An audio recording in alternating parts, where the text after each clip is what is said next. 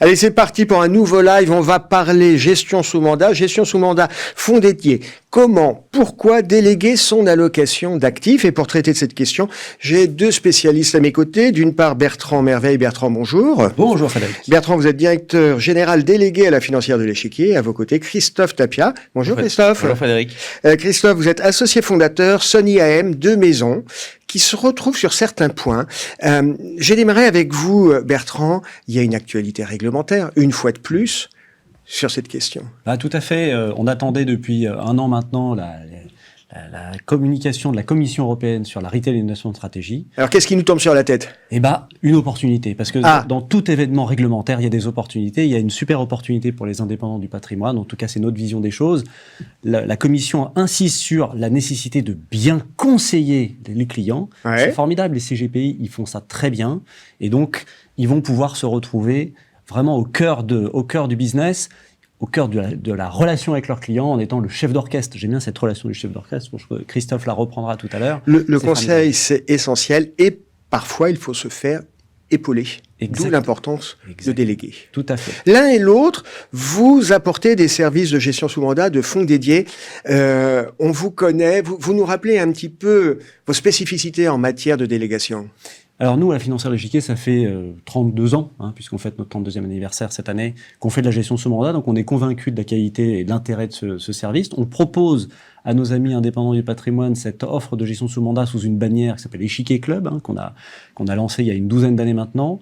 On a une équipe dédiée, 4 gérantes privées qui sont là au service de nos partenaires, qui sont vraiment dans une relation personnalisée avec chaque cabinet. Et puis on essaye de s'adapter à leurs besoins. Ok, c'est clair. Sony AM, Christophe Tapia. Alors nous, ça fait beaucoup moins longtemps qu'on fait ça. Ça fait 2-3 ans qu'on a décidé de se lancer sur une activité essentiellement de fonds dédiés. Pour être tout à fait honnête, au début, c'était pas un sujet qui nous intéressait tellement. Quand on a préparé cette table ronde, on me disait, ouais, il y a quelques années, moi, je voyais ça de très loin. Ouais, non, j'étais même très critique sur le sujet. En disant finalement, tous les fonds dédiés qui ont été créés, c'est souvent déceptif. Alors au-delà de la lune de miel du démarrage où tout fonctionne très bien, on est très content, c'est super. Pourquoi il y a cette perception que c'est décevant? Alors moi, j'ai vraiment creusé ce sujet de pourquoi c'était déceptif. Ouais. Et en fait, on est arrivé à une conclusion qu'au bout du compte, quand on est gérant d'actifs, comme c'est le cas à la Financière de l'Échiquier ou chez Sony, nos gérants finalement, ils gèrent plutôt dans l'absolu. En disant, voilà, les conditions de marché sont telles qu'elles sont, on essaie de faire ci, on essaie de faire ça. Sauf qu'au bout du compte, l'absolu, c'est pas forcément la réalité du client final. Et le CGP, il a cette force par rapport à nous, c'est que lui, il connaît ses clients. Et donc, nous, ce qui doit être important, c'est pas de gérer en absolu par rapport à ce qu'on pense. C'est de gérer en relatif par rapport à ce que lui va raconter et l'histoire qu'il a racontée à ses clients. Pour moi, c'est le point le plus central de la délégation pour son allocation d'actifs. Soit en absolu, et là, dans ce cas-là, vous achetez nos fonds qui sont ouverts à la commercialisation pour tout le monde. Si vous voulez faire autre chose et travailler plus en relatif par rapport à une vraie relation client, il faut le faire de manière dédiée, de manière sur mesure. Chacun utilise les mots qu'il faut et je pense que c'est là où on est très efficace. Ce que j'entends dans ce que vous dites, Christophe, c'est vous abordez la question, il y a le pourquoi, il y a le comment. Et ce que j'entends, c'est il faut travailler en bonne intelligence avec le donneur d'ordre pour être sûr de bien répondre à ses attentes et que lui formule clairement ses attentes. C'est ça le message? C'est exactement ça. Le cahier des charges, le point de départ, c'est essentiel. Mais c'est fondamental. Je préfère y passer un temps impérieux en amont, quitte à pas faire d'ailleurs. C'est-à-dire finalement, ça va pas le faire pour plein de raisons. Tant pis, on fait pas. Mais au bout du compte, une fois qu'on a appuyé sur le bouton, on peut pas trembler avant d'appuyer sur le bouton. C'est pas un truc à peu près. C'est un truc qui doit être très cadré, très organisé. Et pour le coup, ce qui compte. Oui, ça engage la responsabilité de chacun. Oui, puis il faut expliquer beaucoup de choses. Et puis surtout, le point le plus important, c'est le retour d'expérience client. Parce que dans tous les métiers du monde, on nous parle sans cesse du retour d'expérience client. Dans nos métiers, un peu moins. Mais je pense qu'il faut vraiment mettre ça au cœur du dispositif parce qu'au bout du compte, il faut expliquer aux autres comment les autres font. Enfin, quand il y a un truc qu'on maîtrise pas, qu'on connaît pas forcément, c'est toujours intéressant de savoir comment les autres font. Et donc, ce retour d'expérience client, il est essentiel parce que ça permet de poser des mots sur des situations, sur des manières de travailler et puis de dire après, on y va ou on n'y va pas en fonction, évidemment, des envies de chacun. Bertrand, vous partagez cette conviction que ce qui est important, c'est quand même l'amont, quoi. Exactement. Et puis, il faut jamais oublier qu'on est dans une relation tripartite. On a un client, on a un CGPI, on a une société de gestion. Chacun a un rôle essentiel. Le client, il est effectivement en attente, il exprime des objectifs. Le conseiller ça va être le chef d'orchestre, il va essayer de mettre en musique toute cette relation avec le client. Et nous, en tant que société de gestion, que ça soit pour un fonds dédié, que ça soit pour un mandat de gestion, on est vraiment là pour exécuter ce cahier des charges, rendre les choses transparentes. Exécuter le cahier des charges. Exactement, et se mettre aussi au service du cabinet pour que lui, face à son client, il soit vraiment dans les meilleures conditions. Donc chacun a un rôle déterminant. Moi, j'aime bien la notion de relation tripartite et la relation tripartite personnalisée. On ne peut pas avoir effectivement le même cahier des charges, la même relation avec tous les clients, tous les partenaires. Christophe, vous disiez, nous, on est plutôt sur le versant fonds dédié. Oui. C'est ça. Ouais. C'est quoi? C'est du fonds de fonds? Alors, ça dépend. Ça peut être du fonds de fonds quand on parle d'allocation d'actifs, mais ça peut être des lignes directes quand on parle de gestion de trésorerie stable d'entreprise, par exemple. D'accord. Ça dépend aussi de quelle typologie de client on adresse. Si c'est une corporate en direct, si c'est un CGP pour ses clients, si c'est un groupement d'experts comptables. Aujourd'hui, ce qui est intéressant, c'est que cette gestion sous mandat ou fonds dédié, on l'appelle un peu comme on veut, oui. Il y a un champ des possibles qui est très très large. Et des typologies d'acteurs qui peuvent s'intéresser à cette manière de travailler qui est aussi de plus en plus large. C'est pas que des CGPI. Alors évidemment, c'est majoritairement des CGPI, mais ça peut être des CGPI intermédiaires avec aussi un client final derrière. Ça peut être un corporate, ça peut être une association, ça peut être une fondation. D'entreprise, typiquement. Ça, c'est intéressant parce que la trésorerie d'entreprise, pendant un certain temps, vu le niveau des taux, c'était l'enfant mal aimé des placements. C'était un enfant compliqué à gérer. C'était un ado qui était en pleine croissance et sur lequel finalement c'était compliqué. C'est-à-dire faire du crédit quand les taux sont à zéro. Avant cette année 2022 où finalement on a refermé une parenthèse de l'histoire qui était une énorme anomalie d'avoir des taux à zéro, c'était compliqué. Il y avait que peu d'intérêt. Au sens propre comme au sens figuré, d'aller faire du crédit. Là, aujourd'hui, les trésoreries d'entreprise... Vous avez une demande sur cette classe d'actifs, la trésorerie d'entreprise. Oui. Une énorme demande. Aujourd'hui, avec le niveau de taux à notre disposition, beaucoup de gens avaient du cash, mais du vrai cash. Parce que même le monétaire rémunérait pas du tout. Donc, il y avait beaucoup de cash. Là, aujourd'hui, le champ des possibles s'est ouvert sur le crédit. Et donc, de fait, quand on a des niveaux de rémunération, quand les gens français rémunèrent 3, n'importe quel produit sans risque rémunère 3. Donc, ça veut dire que ça remet la classe d'actifs obligataires au centre de l'équation patrimoniale, que ce soit sur un fonds dédié, que ce soit sur une allocation d'actifs traditionnelle et que ce soit sur une gestion sous mandat spécifique pour un client particulier. Bertrand, vous rencontrez aussi cette demande sur la trésorerie et c'est quoi les demandes en termes de classe d'actifs que vous recevez? Alors, il y a une forte demande. Elle existait, mais on n'arrivait pas bien à la servir avec ces taux négatifs et cette absence de rendement. Là, on a retrouvé exactement. On a retrouvé des marchés qui fonctionnent de manière finalement normale et un environnement concurrentiel aussi qui est un peu plus sain. On a retrouvé les produits bancaires traditionnels, les livrets. Nous, on va proposer autant à la financière de l'Échiquier que chez nos confrères, et Sony fait exactement, je pense, la même chose, une gestion active. On va proposer une véritable allocation d'actifs pour justement être concurrent par rapport à ces produits finalement de bilan dont on sait que on connaît à peu près le rendement à l'avance. Là, nous, on va essayer de s'adapter aux conditions de marché, on va essayer de pondérer un peu plus le crédit, un peu plus les actions. On va parfois pouvoir couvrir les risques dans les moments de marché un petit peu plus difficiles. Donc, on est vraiment dans une proposition de gestion active face à quelque chose de plus passif. Mais c'est formidable d'avoir retrouvé du rendement effectivement sur ce marché obligataire. Et il y a effectivement une bonne demande. Ok. Quand je vous écoute, on se dit, c'est bien, c'est séduisant d'avoir des experts parce que vous évoquiez, Bertrand, l'obligation de conseil. Moi, je suis CGP, je peux pas être expert dans tous les domaines, dans toutes les classes d'actifs, d'où l'importance de travailler avec des partenaires qui sont experts. La question qui se pose, pour moi, CGP, c'est l'accessibilité. C'est-à-dire que à partir de quelle taille d'encours on peut commencer à discuter. Alors, peut-être, je peux commencer sur la gestion sous mandat en quelques mots. Oui. Et Christophe complétera sur la partie fonds dédié. Je pense que sur la gestion sous mandat, effectivement, le seuil d'accès est important. Nous, parce que vous mettez en place des ressources. Exactement. Donc, nous, on met une offre accessible à partir de 150 000 € en architecture ouverte pour personnaliser un peu plus la gestion, par exemple, en intégrant des actions en direct. On va monter à 750 000 € pour vraiment avoir une allocation d'actifs la plus diversifiée possible. Et puis, l'ingénierie, ça nous permet aussi, pour nos amis CGPI, d'intégrer une gestion sous mandat dans un contrat d'assurance vie où le CGPI va pouvoir, à côté, mettre un produit structuré, mettre du private equity, tout ça dans une seule et même enveloppe. Donc, on a vraiment la possibilité de co-construire une allocation d'actifs. Nous, on est l'outil gestion sous mandat, allocation d'actifs sur les marchés. Le CGPI peut tout nous déléguer et mettre en complément des produits structurés, du private equity pour un seul et même client. c'est vraiment très intéressant d'avoir. Ce qui implique d'avoir un bon niveau d'information c'est essentiel. Entre vous et le CGP. Ouais, d'où l'importance de la proximité, de la construction de cette relation avec le partenaire, la capacité, effectivement, vous en parlez, à mettre des moyens à leur disposition. Je vous parlais de notre équipe. Nous, on va beaucoup sur le terrain, à côté de nos partenaires et à côté de leurs clients. C'est essentiel pour bien comprendre le besoin et mieux le servir. Vous avez raison, il faut des moyens, d'où des seuils d'accès et une tarification adaptée. Oui, puis ce ne serait pas crédible de dire, oui, vous m'intéressez à partir de 20 000 euros. Quoi. Non, là, on parle d'une gestion personnalisée, avec un cahier des charges spécifique. OK, c'est très clair. Christophe, même question sur un fonds dédié. Est-ce que ça se pose en ces termes? À partir de quel moment on va pouvoir commencer à discuter? Oui, alors nous, on a une approche un tout petit peu différente. Pour moi, la question du montant, ce n'est pas un sujet. D'accord. C'est-à-dire qu'à partir du moment où quelqu'un s'intéresse à cet univers, savoir, je délègue mon allocation d'actifs, parce que c'est ça dont on parle, c'est un fonds dédié, une gestion. Je délègue mon allocation d'actifs. La première question qu'il doit se poser, c'est avec qui je vais me sentir à l'aise pour le faire.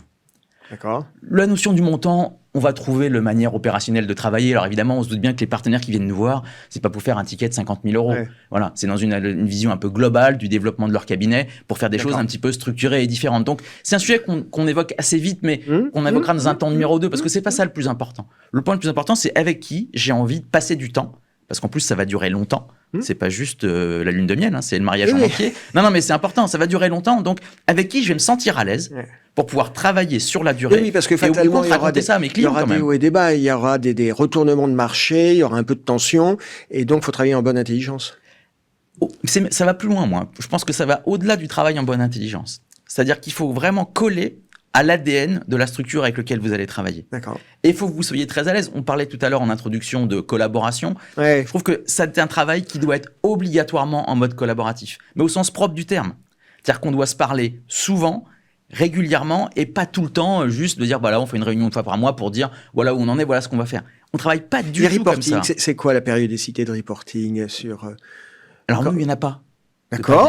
Non, mais il y a du reporting. Il y a du reporting, évidemment, mais la gestion, vous l'avez dit tout à l'heure, c'est une matière vivante. Et c'est pas juste le premier mardi de chaque mois où on doit faire un point sur l'allocation d'actifs. C'est pas comme ça que ça marche. Il se passe toujours quelque chose. Ouais. Donc dès qu'il se passe quelque chose, on doit pouvoir communiquer. Ça veut dire que c'est très engageant dans les deux sens. C'est engageant pour la société de gestion, mais c'est aussi engageant pour le partenaire. S'il veut avoir la véritable communication et d'être le plus précis possible dans le discours qu'il va relayer à ses clients, il faut aussi se rendre disponible pour ça. C'est pas juste de dire, bah, tenez, je vous donne les clés, vous êtes super fort, vous allez voir, ça va bien se passer. Et puis effectivement, s'il y a une actualité médiatique qui inquiète tout le monde, il faut anticiper les questions et il faut être capable de dire, voilà ce qu'on en pense et voilà comment on se positionne. Mais vaut mieux se parler 10 fois 5 minutes qu'une fois 1 heure. D'accord. Voilà, ça c'est la base. Ok. Pour vous, Bertrand, le reporting? Je pense que Christophe a raison. J'aime bien ton image de l'union, parce que pour la faire durer, effectivement, il faut bien communiquer. Il faut que les deux parties communiquent correctement. Ouais. Parce que quand on parlait du cahier des charges, le cahier des charges, il n'est pas fixe.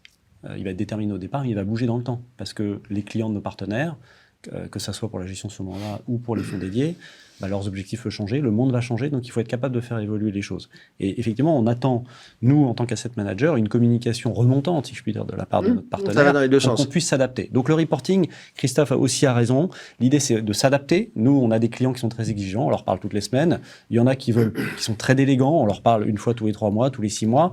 L'idée, c'est vraiment de s'adapter. De l'information, on en a plein à leur mettre à leur disposition. Le digital nous aide. Oui, c'est pas ça le sujet. Mais l'idée, c'est pas de déverser un flot d'informations que ce soit pertinent. Incompréhensible, il faut que ça soit pertinent et adapté. Je pense que c'est ça l'enjeu. Il faut qu'on adapte notre reporting aux attentes de Oui, si c'est pour noyer les gens sous des tonnes de mails, ça n'a pas beaucoup d'intérêt. Je crois qu'on perçoit tous l'intérêt de déléguer son allocation d'actifs, parce qu'il y a un moment, c'est très technique. Est-ce qu'on peut parler un peu argent ? Oui, ok. Ça coûte combien ? Alors là, c'est pareil. Non, mais c'est pareil. C'est-à-dire que c'est un autre point qui est très important. Évidemment, il y a une équation financière autour de tout ça, évidemment. Alors, nous, c'est assez basique. Sur les fonds dédiés, globalement, il y a les 2 offres. On a parlé tout à l'heure de gestion de trésorerie stable d'entreprise. Là, pour le coup, ce sont des frais de gestion qui sont plutôt faibles parce qu'on est sur des marchés obligataires. Et l'idée, c'est que si les frais de gestion sont trop élevés, la performance, elle va chez le partenaire, chez la société de gestion et pas chez le client. Donc ça, c'est un premier sujet. Ensuite, il y a des coûts réglementaires qui sont des coûts de valorisation, de dépositaires, de commissaires aux comptes. Voilà. Globalement, pour un fonds, ça coûte une 20aine de milliers d'euros par an.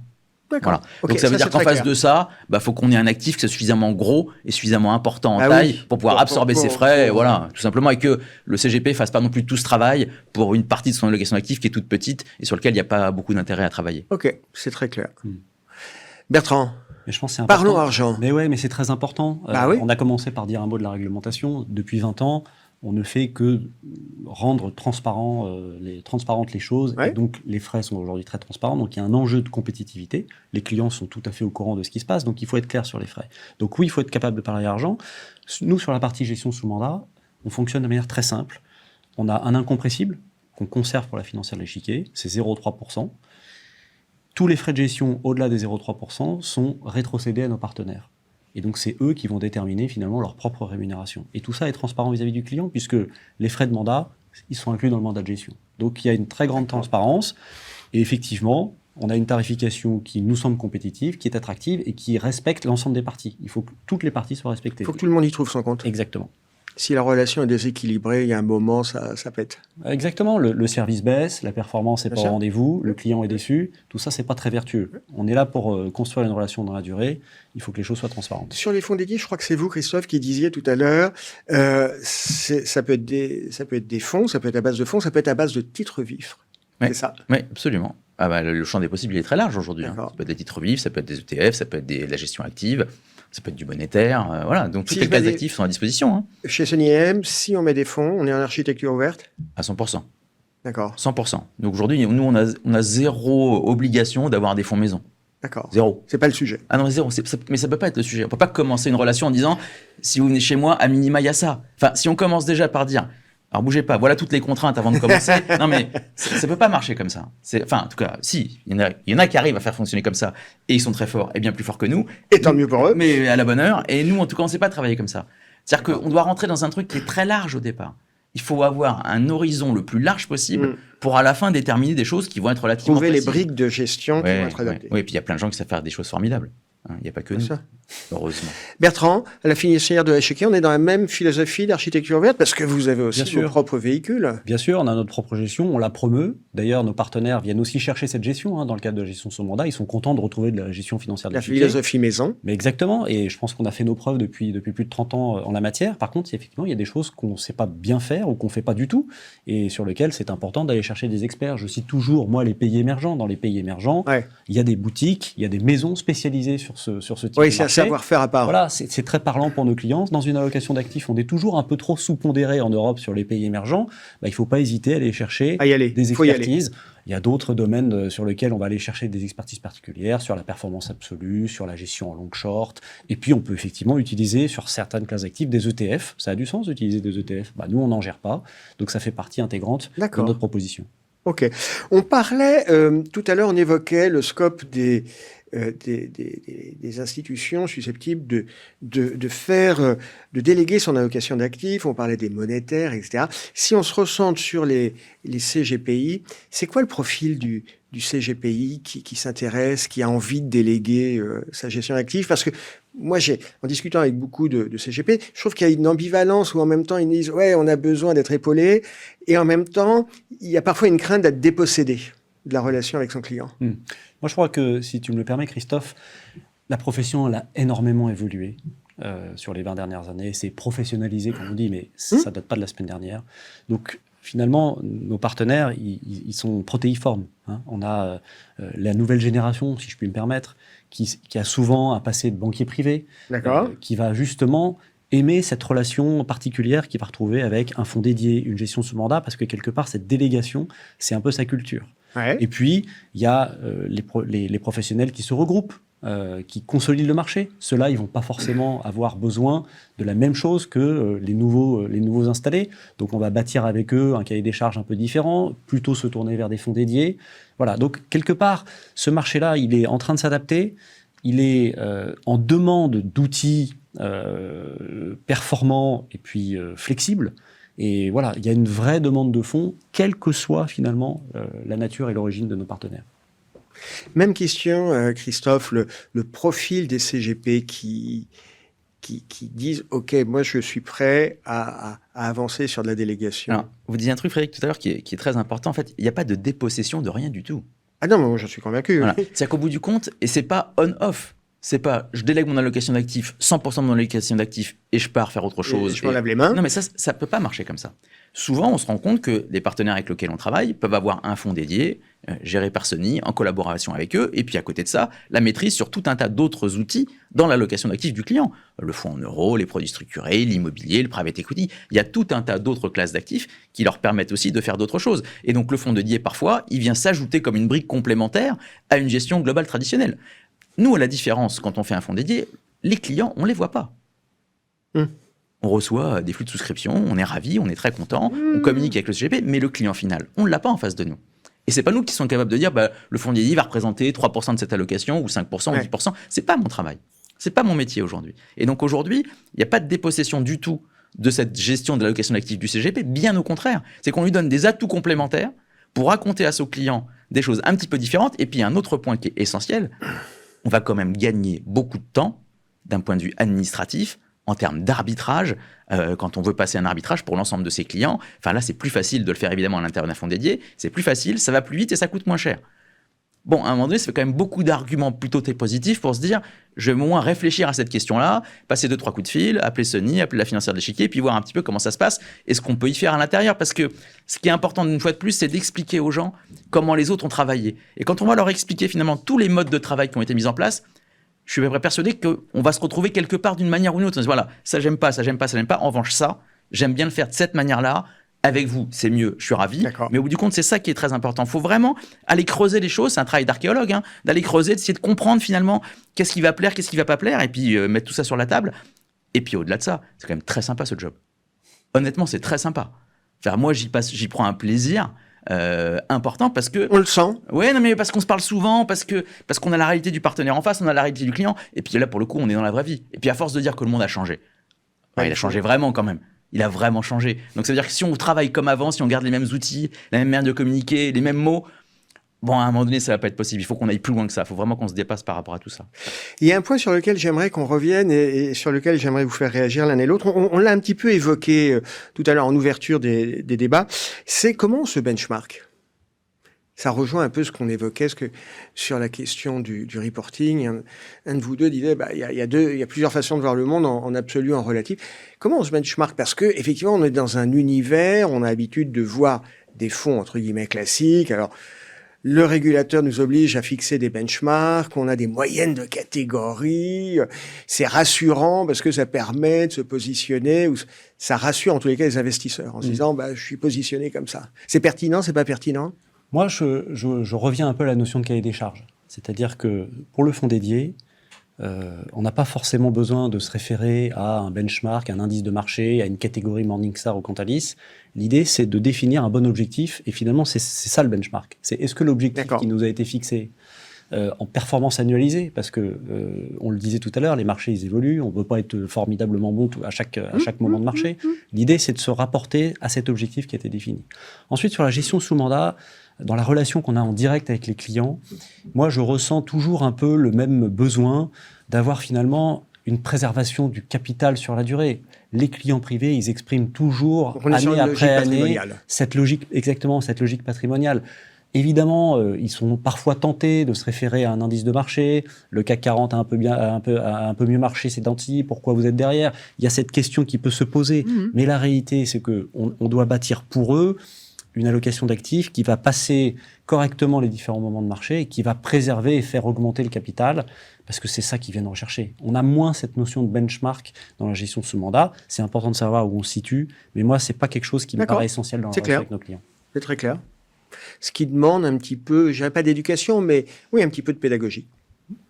Il faut former son partenaire CGP pour éviter qu'il soit là crispé sur le sacro-saint indice. Christophe, cette question du benchmark, même sentiment que Bertrand, ou des choses à compléter? Non, pas de benchmark. En revanche, on peut faire des choses quand même très tranchées.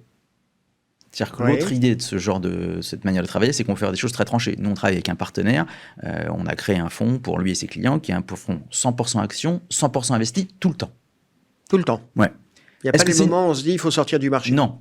L'objectif, c'est de dire je suis 100% action, 100% investi tout le temps. D'accord. Est-ce que c'est une bonne idée? En fait, c'est pas la question. La question, c'est pas est-ce que je pense que c'est bien ou est-ce que je pense que c'est pas bien. La question, c'est qu'est-ce qu'il va en faire? C'est pas qu'est-ce que j'en pense, c'est qu'est-ce qu'on en fait. Et qu'est-ce qu'on en fait? Lui, il dit, moi, je ne sais pas gérer la poche dynamique des actifs de mes clients. Je suis toujours à l'envers, j'y arrive pas, est-ce qu'il faut y aller, pas y aller? C'est très compliqué. Il dit donc, voilà, je crée un fonds comme ça, qui est tout le temps investi, et pour certains clients, je vais en mettre 0%, pour d'autres 1, pour d'autres 2, pour d'autres 5, pour d'autres 10, et c'est une manière encore différente de travailler. L'intérêt de ce type de gestion, c'est que le champ des possibles est très large. On pourrait aussi avoir une gestion qui est ultra prudente, très peu investie, et de façon récurrente. Donc, c'est ça qui est le plus important pour moi, c'est que on peut vraiment coller vraiment à la réalité de chacun. Et est-ce que cette idée, elle est bonne pour un? Peut-être. Est-ce qu'elle est bonne pour vous? Peut-être pas. Mais après, c'est ça aussi tout l'intérêt de ce sur-mesure. C'est clair. Christophe Bertrand, il nous reste 5 petites minutes sur ce live. Une question très concrète. Je pense qu'on appréhende bien le pourquoi déléguer et comment. On a beaucoup insisté sur l'importance de la relation, la qualité de la relation. Je suis intéressé, l'un et l'autre, quels sont les 3 conseils que vous me donneriez pour réussir ma délégation, et puis les 3 erreurs à ne pas commettre. Alors, les 3 conseils. 3 conseils ou 3 erreurs à ne pas commettre. Enfin, si on devait résumer... Alors, premier conseil, il faut appeler Sony. D'accord, bon. Non, mais ça, c'est un vrai conseil. C'est-à-dire qu'il faut appeler des gens qui savent faire les choses, et surtout des gens qui ont un vrai retour d'expérience. Ça, c'est la deuxième question à se poser, c'est qu'il faut que le partenaire que vous allez choisir, il vous montre ce qu'il a fait avant et comment il travaille. Donc, il faut montrer en vrai. Voilà. Et ce retour d'expérience client qu'on a évoqué tout à l'heure, pour moi, c'est un point absolument central. 3, et c'est le dernier conseil, il faut vraiment avoir envie de le faire. Et il ne faut pas que ce soit par défaut. Il ne faut pas se dire, bon, je le fais parce que c'est trop compliqué, j'ai pas le choix, il faut que j'y aille. Non, sans conviction, je le fais sans conviction, non. Un peu reculant. On a le choix de ne pas le faire. Bien sûr. Il y a plein de partenaires qui ne travaillent pas avec des fonds dédiés ou pas de gestion sous mandat. Mais si on le fait, il faut que ce soit un choix déterminé pour qu'effectivement, à la fin, ça fonctionne correctement. Donc ça, c'est vraiment les points importants. Pour que ça fonctionne, il faut s'impliquer. Oui, il faut s'impliquer. C'est pas juste on gagne du temps, on délègue uniquement, on donne les clés du camion et puis je vais faire autre chose. C'est pas le cas, ça peut pas marcher comme ça. Donc ça, c'est vraiment les 3 conseils essentiels pour y arriver. Si on y va, faut y aller franchement. Complètement. C'était très clair, Christophe. Bertrand, alors ça peut être 3 conseils, ça peut être 3 erreurs à éviter, 3 mises en garde, enfin quelque chose d'instrumental, on va dire. Oui, il y en a 2 qui me viennent tout de suite